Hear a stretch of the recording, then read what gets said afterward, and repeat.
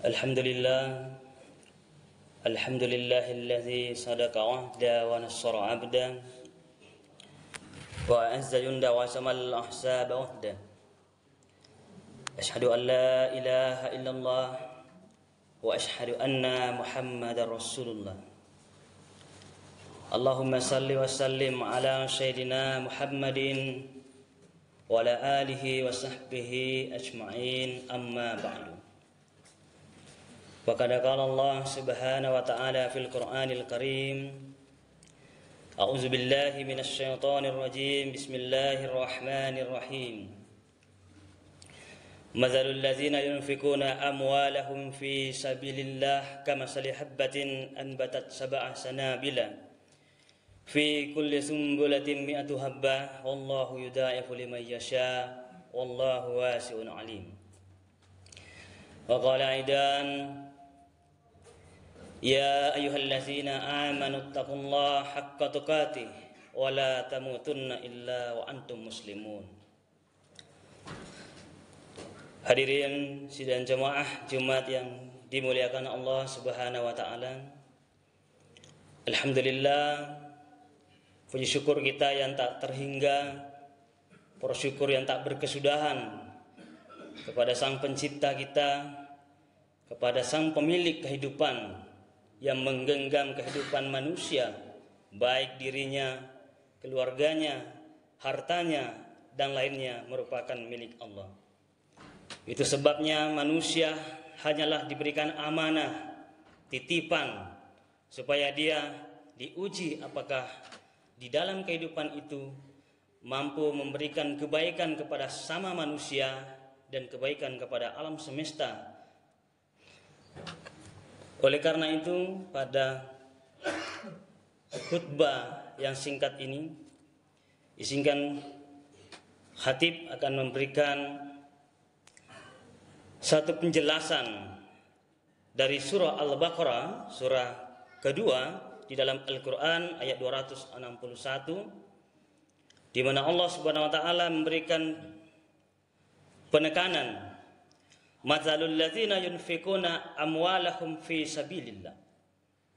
Barang siapa di antara kalian yang mampu membelanjakan hartanya di jalan Allah Subhanahu wa taala, kamathali habbatin anbatat sab'ah sanabilan, maka diibaratkan seperti dia menabur, dia menanam satu butir yang bertangkai 7. Dan setiap tangkai itu akan melahirkan satu buah, yaitu 100 buah dalam setiap tangkainya.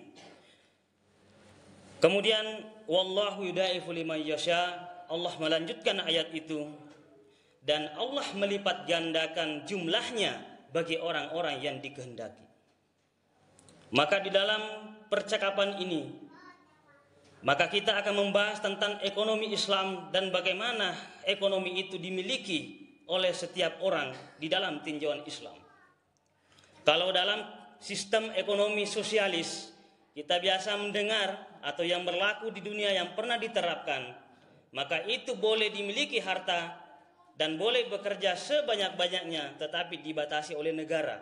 Tidak boleh ada ketimpangan yang begitu banyak antara tetangga yang satunya dengan tetangga yang satunya, dan negara yang akan mengatur itu. Cuma kelemahannya adalah orang yang bekerja keras dan orang yang tidak bekerja keras nanti sama-sama hasilnya mendapatkan bagian daripada negara, sehingga di akhir nantinya akan ada kecemburuan sosial yang menyebabkan kemalasan untuk bekerja. Berbeda dengan sistem ekonomi kapitalisme. Ekonomi kapitalisme membolehkan orang bekerja sebanyak-banyaknya dan mengumpulkan harta semaunya tanpa mempedulikan apakah hak orang lain itu boleh diambil atau tidak. Dan yang terjadi adalah perampasan, penumpukan harta kekayaan, diskriminasi, penguasaan lahan-lahan tertentu, dan orang-orang lainnya merasa tertindas dan ketimpangan. Maka Islam hadir menawarkan bahwa boleh kalian bekerja sebanyak-banyaknya. Bahkan di dalam Islam itu tidak ada perintah untuk meminta, tetapi semuanya perintah untuk memberi. Dan macam-macam modelnya. Allah menyebutkan sebagai wakaf, Allah menyebutkan sebagai zakat, baik itu sedekah dan apapun namanya. Dan Rasulullah mengatakan tangan yang di atas lebih baik dari tangan yang di bawah. Maka Islam mengajarkan kekayaan, tetapi kekayaan itu kita perlakukan secara wajar dan sederhana. Tidak ada kesombongan di dalam diri kita, sebab itu adalah suatu penyakit yang sangat besar, kata Imam Ghazali. Tetapi harta itu penting untuk dimiliki, karena tidak memiliki harta susah kita untuk memberikan perjuangan yang banyak. Tetapi memiliki harta kekayaan, maka apapun kita bisa lakukan untuk memperjuangkan agama Allah. Bisa menyumbang sekolah, anak yatim, fakir, miskin, musola, masjid dan lain sebagainya. Hadirin sidang jemaah Jumat yang dimuliakan Allah Subhanahu wa taala. Itu sebabnya pada periode pertama Islam, maka pengamat barat misalnya Michael Hart dalam bukunya 100 tokoh yang paling berpengaruh di dunia, maka Muhammad ditempatkan pada posisi pertama. Meskipun buku ini ketika terbit didebatkan di Inggris, tetapi dia tetap bersikuku bahwa Muhammadlah adalah pemimpin terhebat di muka bumi ini. Mengapa? Karena hanya jumlah tahun yang sedikit mampu memberikan banyak sekali manfaat dan menyebarkan Islam ke seluruh dunia. Dan dia menghimpun para sahabat-sahabat yang kaya raya untuk membangun suatu negeri, yaitu peradaban Madinah. Ketika hijrah dari kota Makkah dan Madinah, dalam satu hadis dikatakan bahwa 10 sahabat Nabi yang masuk surga, 9 diantaranya adalah para saudagar, para pedagang, para pebisnis. Mengapa Rasulullah membina itu? Karena dia adalah terlahir dari orang yang kaya raya juga. Mengapa? Mungkin dalam sejarah dikatakan bahwa Rasulullah di umur 7 tahun, waktu itu dititipkan oleh pamannya dan dia minta izin untuk mendiri, yaitu mengembala kambing. Tetapi pamannya Abu Thalib sangat menyayangi cucunya dan tidak membolehkannya karena masih umur 7 tahun. Tapi Rasulullah berusaha sendiri dan berhasil di umur 7 tahun sampai 12 tahun atau 5 tahun lamanya mengembala kambing. Tetapi Rasulullah mengembala kambing itu bukan seperti yang mengembala kambing saat ini cuma 2 ekor, 3 ekor. Itu ratusan ekor. Jadi pengembala kambing di masa Nabi itu luar biasa hasilnya. Bahkan dalam suatu riwayat para pengembala kambing kadang-kadang ketika bertemu pemimpin diuji. Apakah kamu ingin menjual kambingmu ke saya? Pasti majikanmu tidak tahu. Berarti jumlahnya sangat banyak. Tetapi para pengembala kambing yang jujur tidak mau.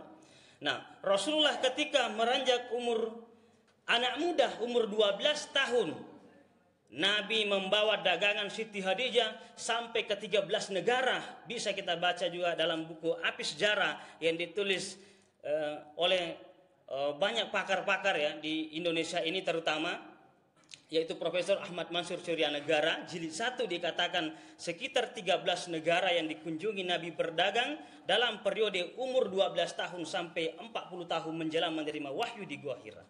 Artinya ada sekitar 27 tahun lamanya Rasulullah berdagang dengan 13 negara.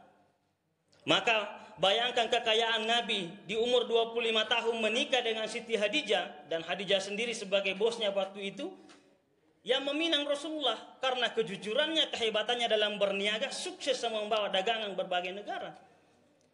Maka maharnya tetap Rasulullah memberikan mahar 40 ekor unta. Ada yang mengatakan 20 ekor unta.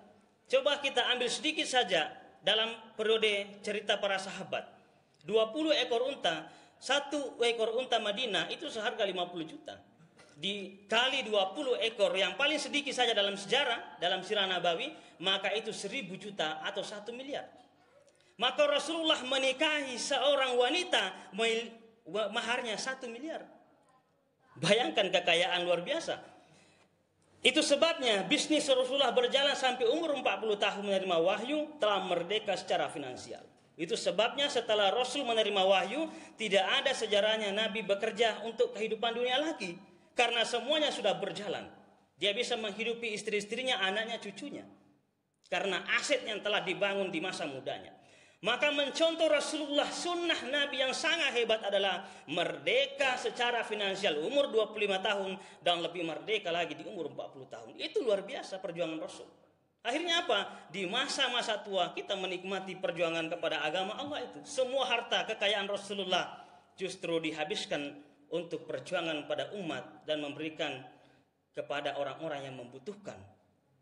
Begitu juga para sahabat-sahabat yang lain seperti Abu Bakar, Umar, Utsman, Ali bin Abi Thalib adalah memiliki kekayaan luar biasa. Utsman saja dalam sejarah dikatakan 7 turunan pun tidak bekerja, anak-anaknya masih tetap hidup. Bayangkan kekayaan Utsman bin Affan. Tetapi ketika dia wafat tidak membawa apapun dan di rumahnya tidak ada harta apapun yang ditinggalkan.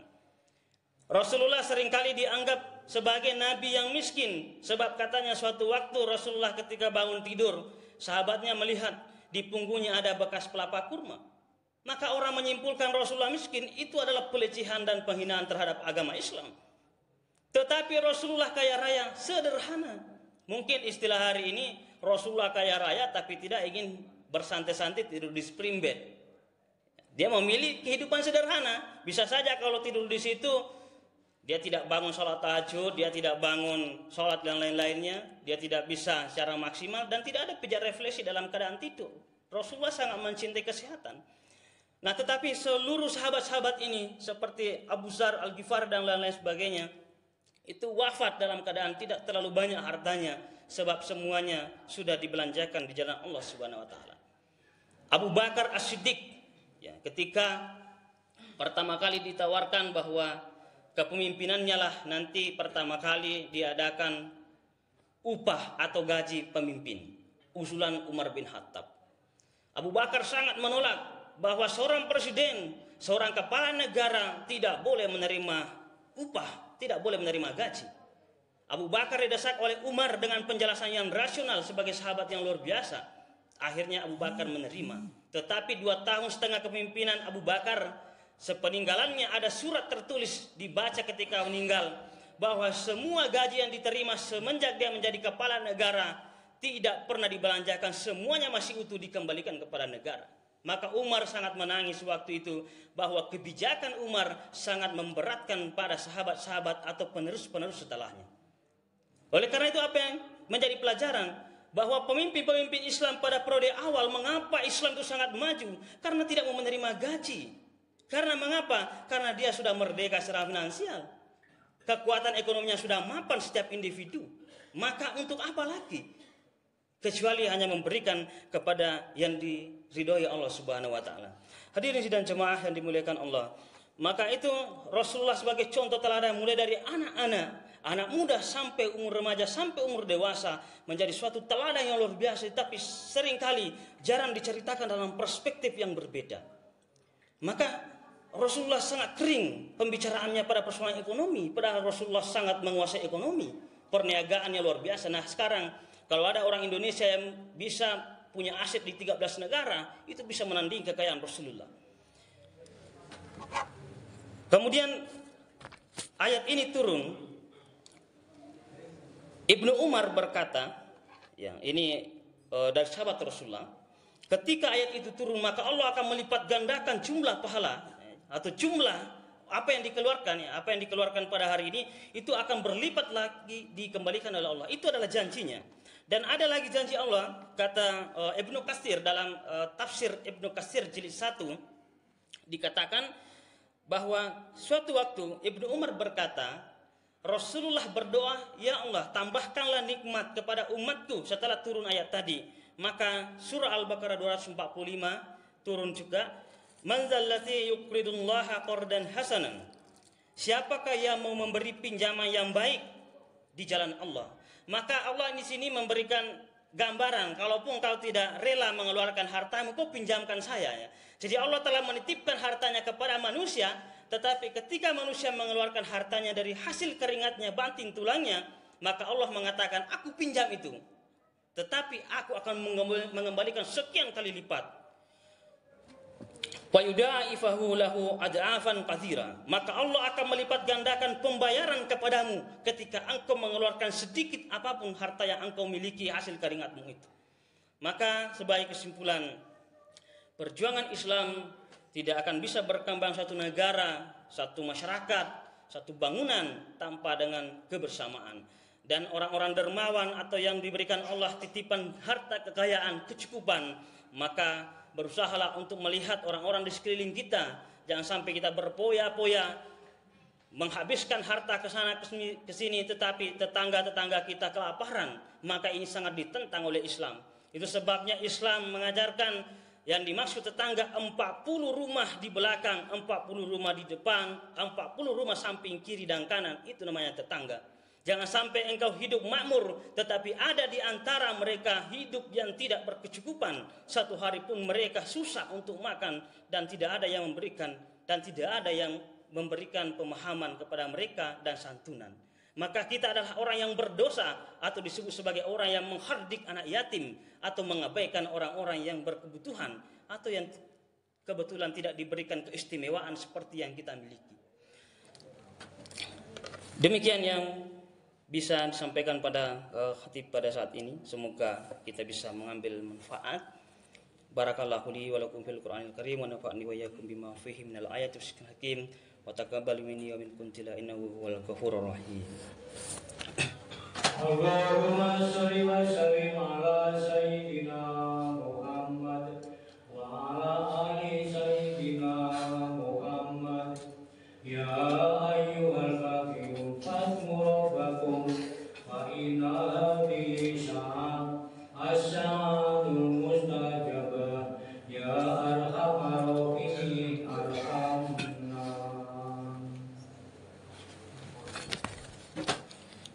Alhamdulillahillazi hamdan katsiran kama amar. Asyhadu an la ilaha illallah wa asyhadu anna Muhammadar Rasulullah. Allahumma salli wa sallim ala sayyidina Muhammadin wa ala alihi wa sahbihi ajma'in, amma ba'du.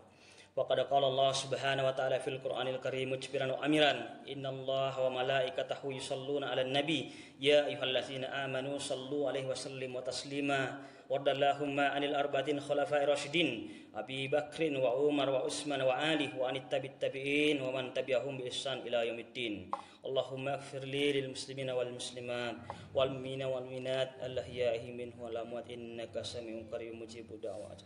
Rabbana atina fid dunya hasanah wa fil akhirati hasanah wa qina azabannar. Ibadallah, innallaha ya'muru bil adli wal ihsan wa ita'i dzil qurba wa yanha 'anil fahsya'i wal munkar wa la dzikrullahi akbar, ya'lamu ma tasna'un. Wa aqimis salat.